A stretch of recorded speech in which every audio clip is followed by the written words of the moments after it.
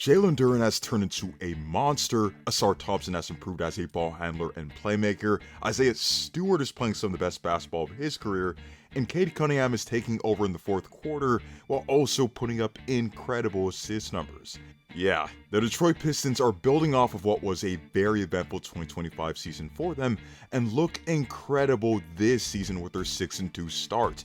They have the third best defensive rating, are first in blocks per game, first in points in the paint while allowing the fourth fewest points in the paint, and are eighth in fast break points. They're not only winning games, but their best players are either maintaining their great form from last season or are showing a ton of internal improvement. Starting off, Cade Cunningham continues to demonstrate why he is one of the elite point guards in today's game. He did make All-NBA third team last season on averages of 26 points per game, and he also generated over 23 points from assists that season. Plus, this season, he's doing insane things. Against the Memphis Grizzlies on the road, he completely took over in the fourth quarter, dropping 19 points in the period, creating for his teammates, and putting the opposition away. The thing is, he'd do the exact same thing against the Utah Jazz, dropping again 19 points in the fourth quarter to put the Jazz away as the team secured its fourth consecutive win. He'd score 30 plus points in 3 of his last 4 games, but he's also been a playmaking wizard as well. He's had 36 assists over his last 3 games, including a monstrous 18 assist game to just 1 turnover against the Dallas Mavericks in Mexico City. In transition, at pick and roll, or even kicking out to the perimeter, Cade has incredible court vision, and his 6'6" frame aids him in better seeing the floor. Overall, Cade is a 6'6" do-it-all point guard who's a smooth operator on the floor. He operates at his own pace, can get to his spots, has excellent footwork, and is a dynamic scoring threat on the floor who can put the ball on the floor, attack the basket, and has incredible size and strength to finish through contact. He's a good ball handler with counters, is a great pick and roll ball handler with incredible ability to change pace, and is a capable shot maker. With this ability also as an impactful player on the defensive end, it's safe to say that he's going to make another All-Star team and will be in strong consideration to make another All-NBA team. If you're enjoying this video thus far, be sure to drop a like on the video as this pushes the video out to more people and also greatly supports the channel. And be sure to sub and turn on notifications so you know when I post next.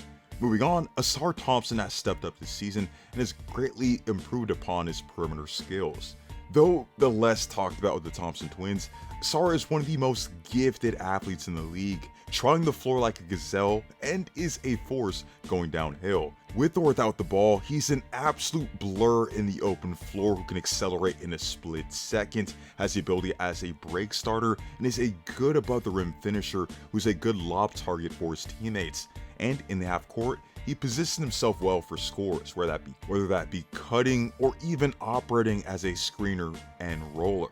Moreover, with more responsibilities on the ball this season, he's even more comfortable with the ball in his hands and is showing off just how good of a playmaker he can be. He's already been an incredible downhill threat who doesn't even look like he breaks his sweat with each move on the floor, and he's showing even more of his self-creation ability now.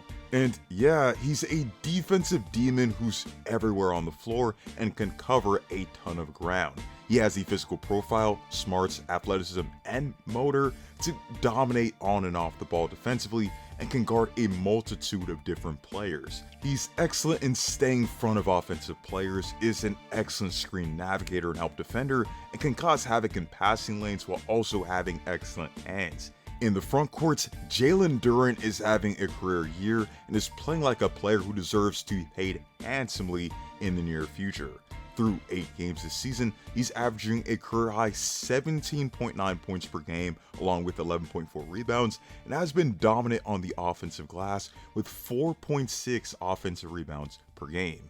He's just put up a stat line of 22 points and 22 rebounds against Utah Jazz, joining Giannis as the only players this season to have a 2020 game and having the third most 2020 games by a player under 21 years of age or younger. He's a very effective role man who plays well out of the pick and roll and forms a great partnership with Cade Cunningham.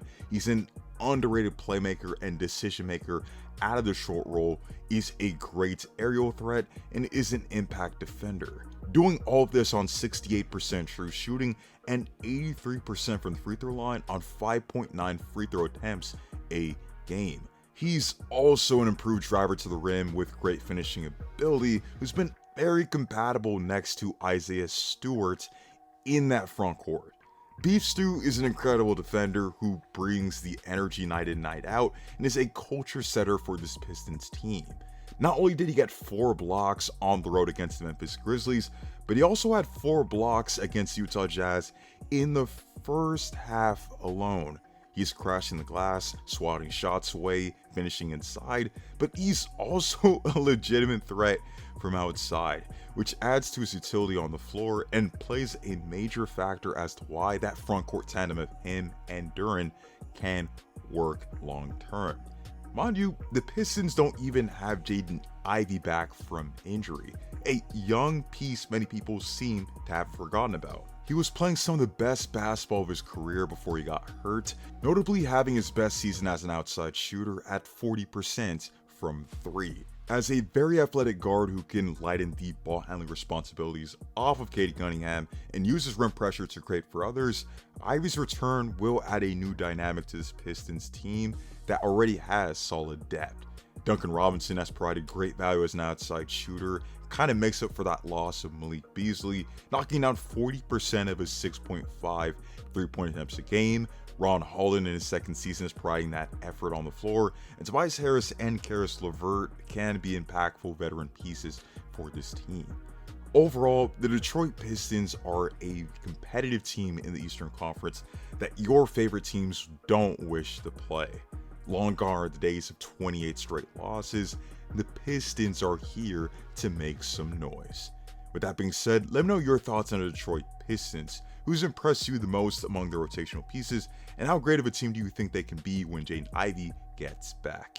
Before we end this video, let's briefly address what you guys voted in the latest community tab post, which had to do with Ja Morant and the Grizzlies and whether they should trade him. 562 votes were casted, and 84% of you said yes, that the team should trade him. So briefly, here's the gist of the Ja Morant situation. Ja's lack of availability over the last few seasons, whether it be injury or suspension, caused the Grizzlies to develop a new offensive system that centers less around him and utilizes significantly less pick and rolls. Ja, at his best in 2022, had one of the highest pick and roll frequencies in the league, and he really thrives off of those as a scorer, but his overall effectiveness obviously declined after the Grizzlies operated on the lowest pick and roll rate in the league. His touches and minutes per game are also down due to rotations and the pace that the Grizzlies play at, leading to his frustration, but Ja himself needs to improve as an outside shooter and consistently show more effort on the floor as one of the team leaders. While the situation isn't perfect, for me, it's hard to see a trade partner out there, given the fact that they have to, again, match the price that the Grizzlies would want for Morant. And also, again, Ja is not an outside shooter, so that, of course, can make things a little bit wonky in terms of the available teams that could trade for him. Those are just my thoughts, but comment down below your thoughts on Ja Morant's situation. Of course, on the Detroit Pistons as well. Like I said before, we're going to be integrating the community tab into these videos, so when I put out a post, be sure to vote on those and also comment down below, because they'll be featured in these videos. Be sure to like and subscribe. Hope to see you all in the next one, and stay tuned.